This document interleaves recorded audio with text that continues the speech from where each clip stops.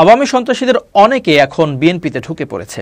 বিএনপির এক শ্রেণীর সুবিধাবাদী নেতাদের আশ্রয় প্রশ্রয়ে সম্প্রতি এমন ঘটনা ঘটেছে রাজধানীর দক্ষিণখান এলাকায়।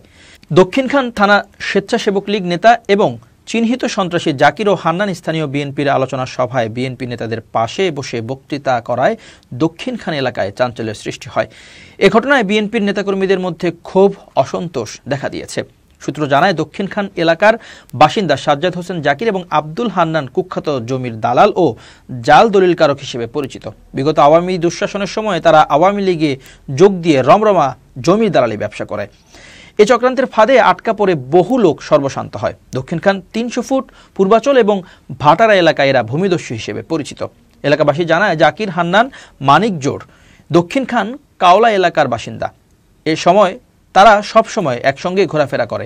এরা অবৈধ অস্ত্রধারী। এছাড়া আওয়ামী লীগের স্থানীয় কমিশনার আনিসুর রহমান নাইম এবং ঢাকা ১৮ আসনের সাবেক সংসদ সদস্য মোহাম্মদ হাবিব হাসানের ক্যাডার বাহিনীর অন্যতম সদস্য হিসেবে পরিচিত। এদের অন্যতম কাজ সাধারণ মানুষের জমি দখল করা এবং বিভিন্ন আবাসন প্রকল্পের মধ্যে জাল জালিয়াতি ও ভয়ভীতি প্রদর্শন করে জমি বায়না করা। পরবর্তীতে ওই জমি বহুগুণ দামে কিনতে বাধ্য করা, সাব রেজিস্ট্রি অফিসে গিয়ে মাস্তানি করা এবং অস্ত্রের ভয় দেখিয়ে বেআইনিভাবে জমি রেজিস্ট্রি করে নেয়া। আওয়ামী লীগের ১৬ বছরে এরা এভাবে ক্ষমতার অপব্যবহার করে কোটি কোটি টাকা কামিয়েছেন। এ চক্রের গডফাদার কমিশনার নাইম এবং সাবেক এমপি হাবিব হাসান আত্মগোপনে থাকলেও গ্রেপ্তার এড়াতে জাকির, হান্নান এখন ভোল পাল্টে বিএনপিতে ঢুকে পড়েছে।